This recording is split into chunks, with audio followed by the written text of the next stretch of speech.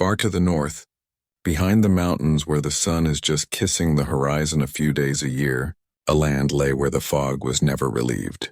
Not a fogsome came and went with the weather, but a living haze, old like stone, soft as snow, and bearing on memories no longer talked about. Not to ask, Muji, one woman, had never forgotten.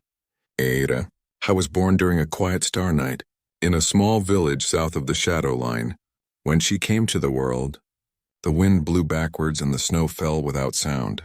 The oldest whispered, "This child bears an old spirit." Her voice knew it too. She taught Eira not to fear the silence, but to listen to the one, alerted as a young girl could hear the other not heard, the breath of the forest, the echo of the mountain, the slow heartbeat of the lake. Couple, a stone she had found as a child shaped some an eye, and a promise given self. I'll find the voice that whispers through the fog. She went north. Days and nights were like drops in a river, impossible to distinguish from each other.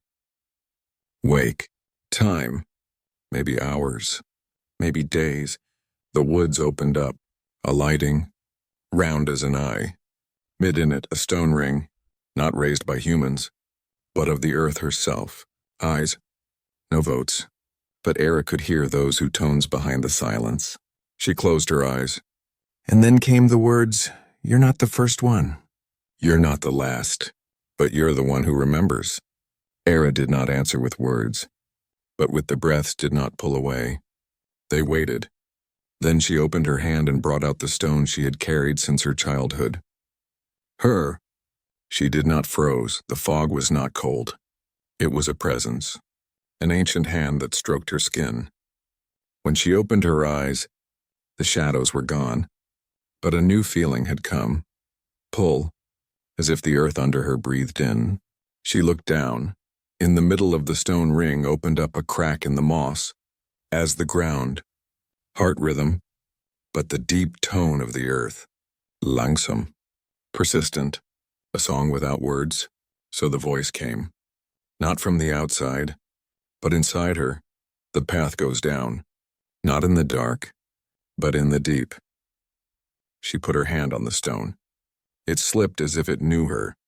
During it, a narrow staircase, chopped right into the rock, and lighted down the wall of a swag the roots. Deep during the silence, she came to a room so old that even the rocks carried memories. The roof was tall and curved as the sky over the winter. In the walls there were symbols, spirals, lines, eyes, stars, hands, all in patterns that seemed random. But as her heart immediately understood, absorbed light instead of reflecting it, fell on the knees, not with fear, not with pain, but of recognition. She remembered now. She had been here before, another time, walking. When she rose from the vault, the world was changed. Not on the surface. The trees were still standing still. The moon was still hung over the treetops. But the wind bore a new tone.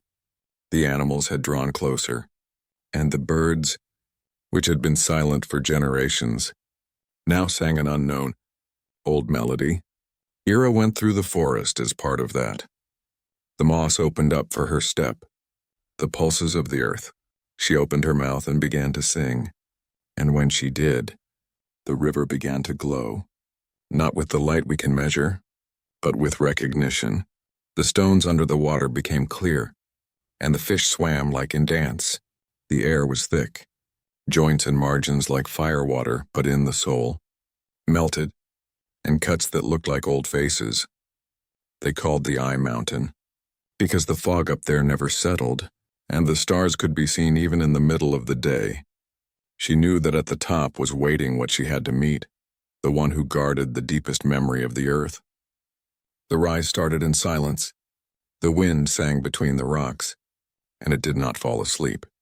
Rock cracks, surrounded by dreams that did not belong to her alone. In one dream she saw a child holding a glowing key.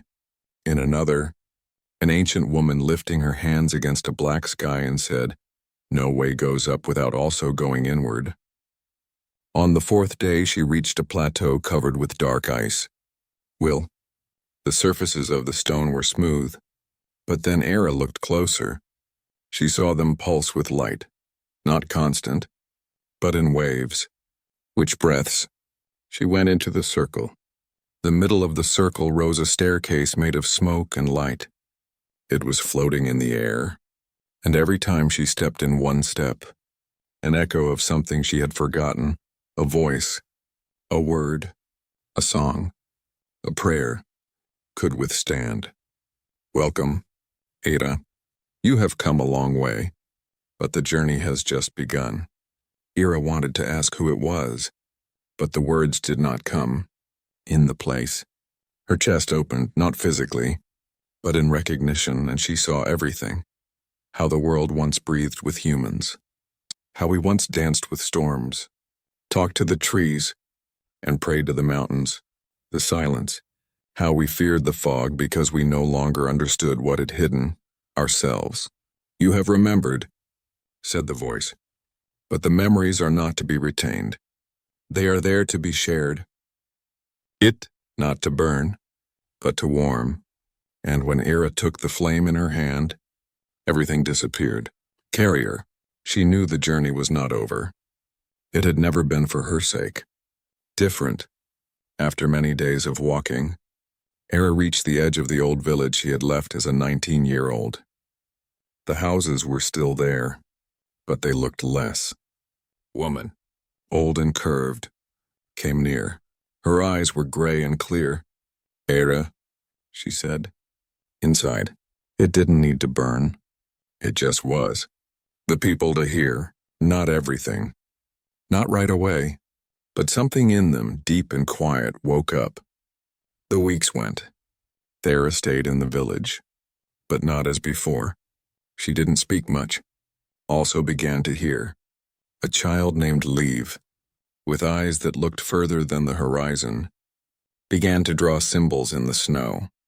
A woman who had never been sung before woke up one morning with a melody she could not explain.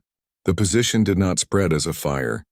It grew as roots under snow, and with time, had not lost the glow. At her side, now almost grown up, will the fog always be here? He asked, smiled, and put the hand on the chest. It burns as long as someone remembers. Not the world, not the stories, but the quiet place inside us all. She closed her eyes. We forgot to honor. If the voice behind the wind, if the ancient light we all carry, Mob, and when we dare to remember,